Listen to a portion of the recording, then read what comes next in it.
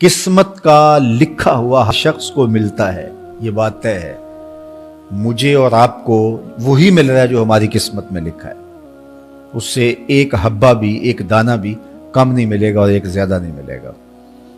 صحیح حدیث ہے، بخاری کی دیگر کتب احادیث میں موجود ہے، جب بچہ شکم مادر میں 120 دن کا ہوتا ہے تو 4 ماہ کا جب بچہ شکم مادر میں ہوتا ہے تو اس کی روح پھونکی جاتی ہے، تو فرشتہ آ کے اس کی عمر بھی لکھ جاتا ہے، اس کا شقی و سعید ہونا بھی لکھ جاتا ہے اور اس کا رزق بھی لکھ جاتا ہے۔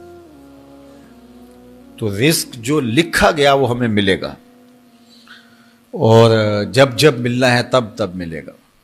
جو لکھا گیا ہے وہ بہر صورت ہمیں حاصل ہوگا۔ اب وہ جو ہماری قسمت کا رزق ہے اس کے حصول کا ذریعہ کیا ہے؟ بذریعہ حلال ملتا ہے یا اس کے ذرائع حصول کے وہ حرام ہیں؟ تو یہ اللہ کے ذکر کو چھوڑنے کی سزا یہ ہے کہ ملا وہی جو قسمت کا تھا، لیکن دولت عثمان نہ ملی، دولت قارون ملی۔ لکھا جو تھا، مقسوم تھا، ملا وہی، ایک دانہ بھی زیادہ نہیں ملا اور ایک دانہ بھی کم نہیں ملا، لیکن اس کی سزا کاٹنی پڑے گی اس لیے کہ حصول کے ذرائع حرام تھے۔ تو حضرت اکرمہ رضی اللہ تعالیٰ عنہ فرماتے ہیں کسبن حرامن، تو معیشت تنگ کیسے ہوتی ہے؟ بندہ کہتا ہے کہ یہ تو بڑا کما رہا ہے لیکن کما بذریعہ حرام رہا ہے۔ اللہ اکبر۔ بعض اوقات کچھ لوگ محنت کر کے بھی حرام کماتے ہیں۔ ہم نے دیکھا کہ اس گرمی میں جو لوگ مزدوری کرتے ہیں اور بالخصوص لوہے کی بھٹی پہ جو کام کرنے والے ہیں، کتنا سخت کام ہے، لیکن وہاں بھی جو ہے وہ چاہے 15-20 منٹ جو ہے وہ خیانت کر کے اپنے اس رزق کو حرام بنا لیں اور ناجائز کر لیں، اتنی مشقت کے باوجود بھی کیتی کتری پئی کھو محمد پھر سکہ بنے زردہ۔ تو ایک سودا ایسے بھی بک جاتا اگر 2 منٹ گاہک کو دیتا، لیکن جھوٹی قسم کھا لی اور وہ لے کے چلا گیا، سودا تو بک گیا لیکن ذریعہ اس کا حرام ہو گیا۔ یہ ذرا دیکھیے، جھوٹی قسم کھانے والے کو اللہ نظر رحمت سے بھی نہیں دیکھے، اتنی بڑی سزا ہے اس کی، اور نہ بکتا کوئی اور آ کے لے جاتا۔ جو قسمت میں لکھا ہے وہ تو آپ کا ہر صورت میں ہوگا، لیکن کچھ لوگوں کو اللہ کے ذکر کو چھوڑنے کا نتیجہ یہ ملتا ہے کہ پھر وہ ان کے ذرائع آمدنی جو ہوتے ہیں، محنت کے باوجود بھی کسب حرام ہو جاتا ہے کسی نہ کسی وجہ سے۔ کئی لوگ دودھ اکٹھا کرتے رہتے ہیں، آخر میں ایک قطرہ پیشاب کا ڈال دیتے ہیں۔ سادہ مثال آپ کے سامنے رکھوں، کتنی محنت سے وہ کیا تھا، تو اپنی ساری محنت کو ضائع کر دیتے اور حرام کا ٹانکا لگا دیتے، ایک قطرے سے وہ سارا ضائع کر بیٹھتے۔ تو یہ اللہ کے ذکر سے منہ موڑنے کا نتیجہ ہے۔ جب تمہارے دل اللہ کی یاد سے خالی ہو جائیں گے، تمہاری زندگیوں میں قرآن نہیں ہوگا، تمہاری زندگیوں کے اندر اسلام کے اجالے نہیں ہوں گے، تو پھر نتیجہ کیا ہوگا کہ معیشت دنک کیا ہے؟ کسبن حرامن۔ دوسرا معنی کہ تنگ زندگی، تلخ زندگی، جو حضرت عبداللہ ابن عباس سے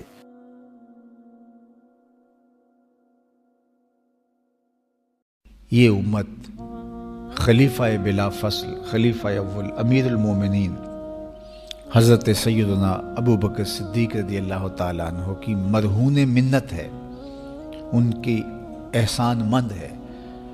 اقبال نے کہا تھا امن الناس بر مولائے ما، کلیم اول سینائے ما، ہستی او کشت ملت راچوں ابر، ثانی اسنین و غار و بدر و قبر۔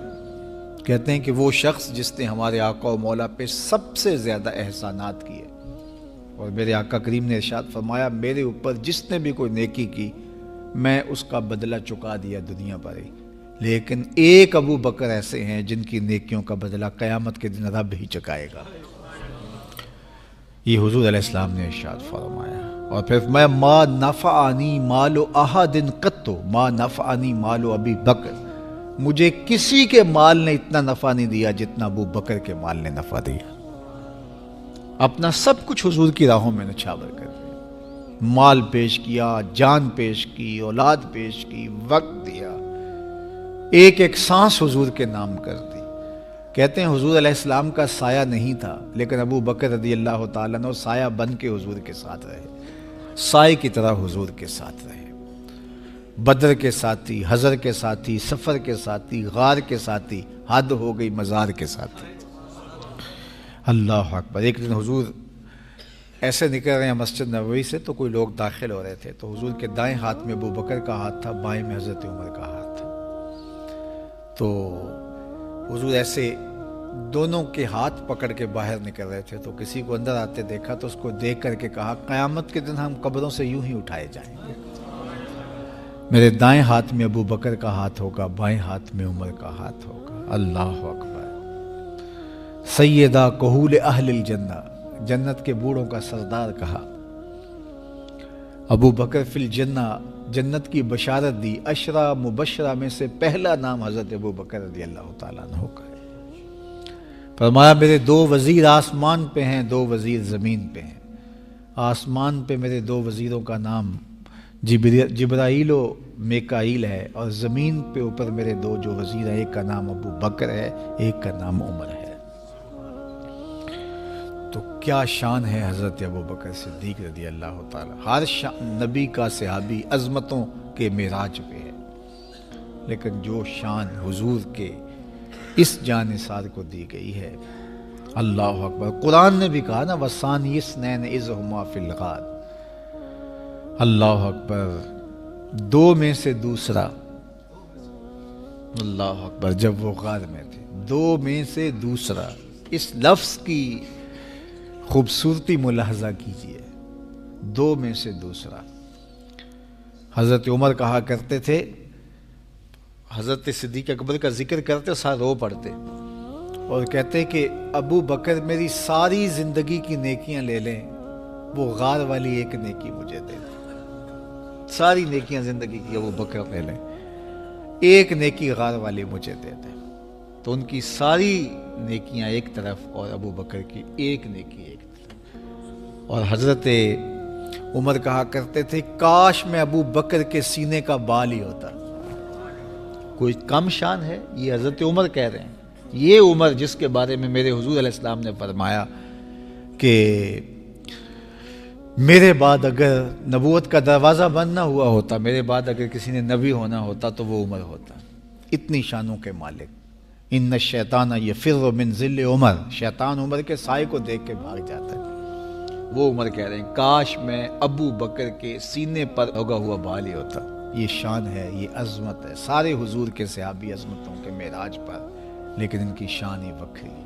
کسی پنجاب شاعر نے کہا کہ سارے یار نبی دے سونے، نہیں کوئی اینا یاراں ورگا، نہ کوئی ہویا نہ کوئی ہوسی، اینا جان نثاراں ورگا، نہ اس دھرتی پیدا کیتا، اینا یاراں ورگا، اعظم شان صدیق کی دساں اکو یار ہزاراں ورگا.